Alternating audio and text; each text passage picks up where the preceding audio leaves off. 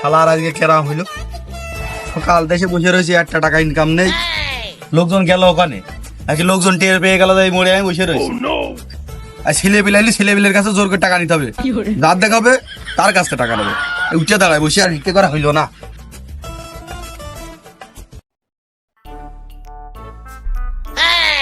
কই লোকজন, কই লোকজন, কই আজকে কেরাম হইলো, লোকজন নেই। আসছে যাতে নিতে হবে। দাঁড়া দাঁড়া দাঁড়া, কোন আছিস? ওই সামনে যাচ্ছি। চল টাকা দাও। কিসের টাকা? ভিক্ষে ভিক্ষে। তাই আমি কি আপনার কাছে কি ধারি নাকি? হ্যাঁ, প্রত্যেকদিন চান ভিক্ষে কে কাছে ধারে? তো ভিক্ষে দাও। মাঠে যাচ্ছি, এখন তো টাকা নেই। আরো প্যান্ট পরে আসিনি তো, লুঙ্গি পরে আসছি। তুই আজকে আমার যাত্রাটা অযাত্রা করে দিলি, আমার ইনকাম হাজার হবে না। যা চলে চলে, আর কোন লোক পায় নাকি? আরে বুড়ো বয়সে দাড়ি থেকে থেকে ভিক্ষে করতে মাথা ব্যথা হয়ে গেল, সে তো আসছেও না। একটু বসি, লোকজন আগে দরকার উঠতে দাঁড়ালাম, স্যান্ডেলটা পারি, একটু বসি।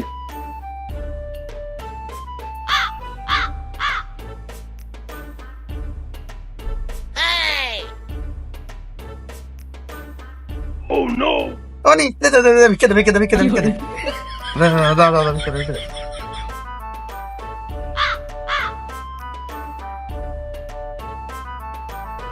আরে ভিক্ষে দে ভিক্ষে দে ভিক্ষে দে, দাও দাও।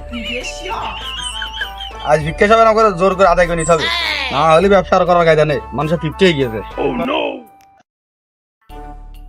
আপনি কোন আছিস? এই যে এদিকে যাচ্ছি। দে দে ভিক্ষে দে ভিক্ষে দে, দাও। ব্যবসা তো ভালোই আছে। এ মাঠে কাজ করাছে তো ওই ব্যবসা করাই ভালো, বিনা পুঁজির ব্যবসা। ও মনে হয় একটু কত টাকা ইনকাম করে ফেললো। কালকে আমি একটা থাল নিয়ে দুইজন ওর জায়গাটা ধরতে হবে আগে আগে এসে। তুই এই মাথায় বসবি, আমি এই মাথায় বসবি। ওর আর কোনো ইনকাম করতে না, যা হবে অর্ধেক আমার অর্ধেক তোর। আজকে একটা ফুটো থাল আসছে, আজকে লুঙ্গি কিনে নিয়ে আসো। ওর এমন অত্যাচার করতে হবে যাতে উঠে চলে যায়। ওর এখানে কোনো খাওয়া নেই। লোকজন তো আর দেখছি নে, কয় টাকা ইনকাম হয়েছে। এই সুযোগে দোকান কটা কালেকশন করে ফেলি, আবার এখানে লোকজন আসা শুরু করবে রে, আবার এসে বসবা নে, দোকান কটা কালেকশন করে আসি।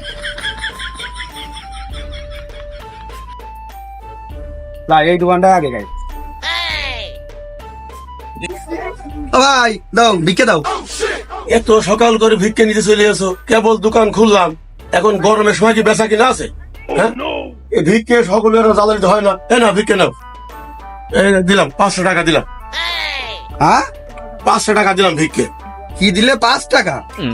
এই গরমের মধ্যে ভিক্ষে করতে করতে ওই মোড়ে 1 গ্লাস শরবত খালু দেয় 20 টাকা।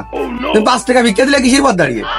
5 টাকা আজকাল কিছু হয়? হ্যাঁ তোমার 5 টাকা ফ্রি নাও, তো 5 টাকা নেবো না, 10 টাকা ভিক্ষে দিলে দাও, না দিলে হবে না। হ্যাঁ গো, তুমি 5 টাকা ভিক্ষে নেছ না, তুমি ফকির না সন্ত্রাসী? হ্যাঁ, না ডাকাতি করছো যে 5 টাকা ভিক্ষে নেবো না? এরাম ফকির তো কোনো জায়গায় নেই যে জোর করে টাকা নেয় 20 টাকা নেয়। কিরাম ফকির বাবু, ভিক্ষে দোকান চলে যাও, তোমার ভিক্ষে দিতে পারছি না, যাও। ফকির বলে কি আমাকে কোনো মান সম্মান নাই নাকি? হ্যাঁ তুমি 5 টাকা ভিক্ষে দিচ্ছ, 5 টাকা ভিক্ষা হয় না, লাগলে না তোমার ভিক্ষে নাও, চলে গেলাম, নেবো না। এই ফকির ভিক্ষে করতে এসে তা আবার গরম দিচ্ছে। হ্যাঁ হ্যাঁ, যাও, তোমার মতো ফকিরের দরকার নেই, যাও যাও, তোমার ভিক্ষে দেবো না, যাও, তোমার মতো তো ভিক্ষাই দেবো না। তো 5 টাকা ভিক্ষে করতে ফকির দেখো দিন, যাও চলে যাও, তোমার ভিক্ষে দেবো জীবনে কোনো আসো না ভিক্ষে।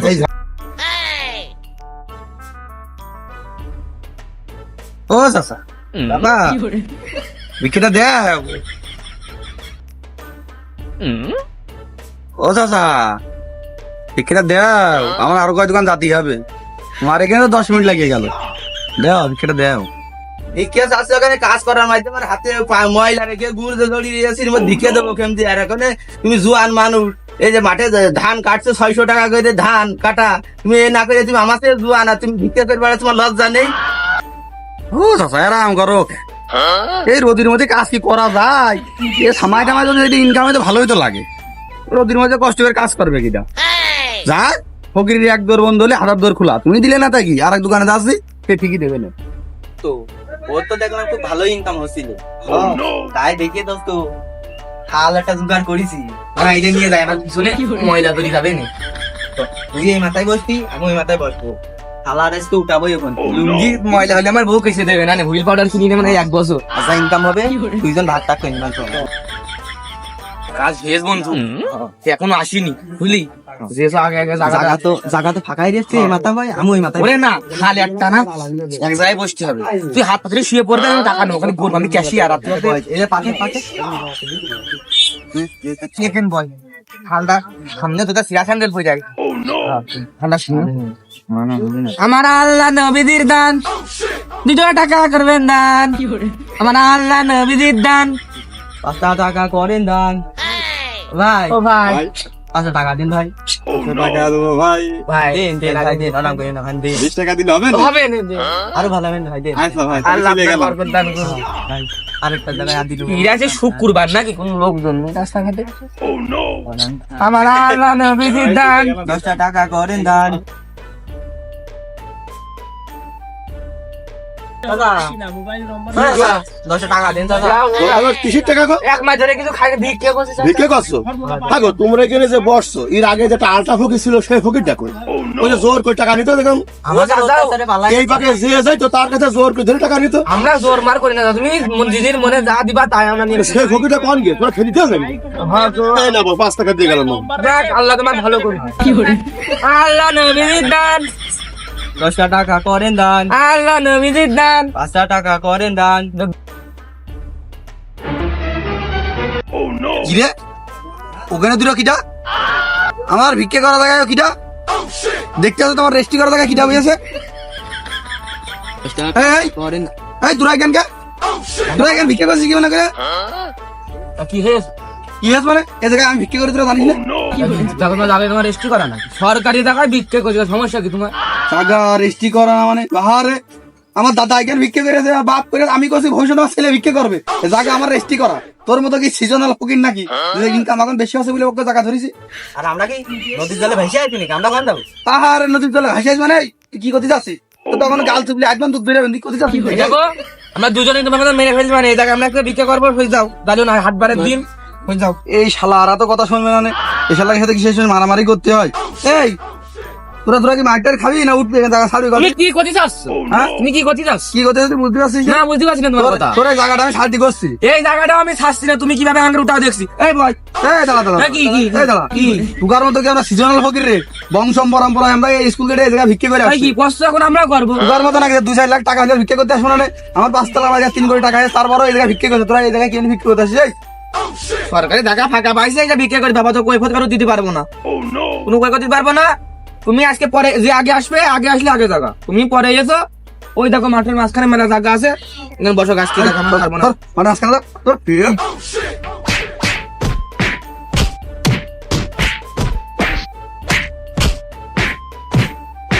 আজ তোরা একা আমার মারলি দাঁড়া বাপ বাড়ির কাছে আমি যাচ্ছি তুকারের একটা বিচার করবে হ্যাঁ যাও যাও আমরা মাত্র পারে কাজ যাচ্ছি মাত্র পারে আমরা যে পোল্ট্রি খাই বিচার করবো মাতুব্বা চাচা এখনো আইলো না, বিচার করতে হবে, সবাই চলে এসে এটাকে ছসলাম, এখনো আসার খোঁজ নেই। চাচা আজকে কি পোল্ট্রি খাই দেবে রে? বিচারে তো ডেকে গেল, মেলা দিন আগে পোল্ট্রি খাইছি। মানে সেখানে আমি বিচার করতে যাই, আমার লাইন ছাড়া আমি কোনো জায়গায় বিচারে যাইনি। খালি আছে পোল্ট্রি খাওয়ার ব্যবস্থা করতেই হবে চাচা। ও সমস্যা নেই, তুই হাত মেলা আগে পেয়ে গিয়েছে, দেখা তো খালি বেঁচে গিয়েছে, আমি না গেলে তো কিছুই হচ্ছে না।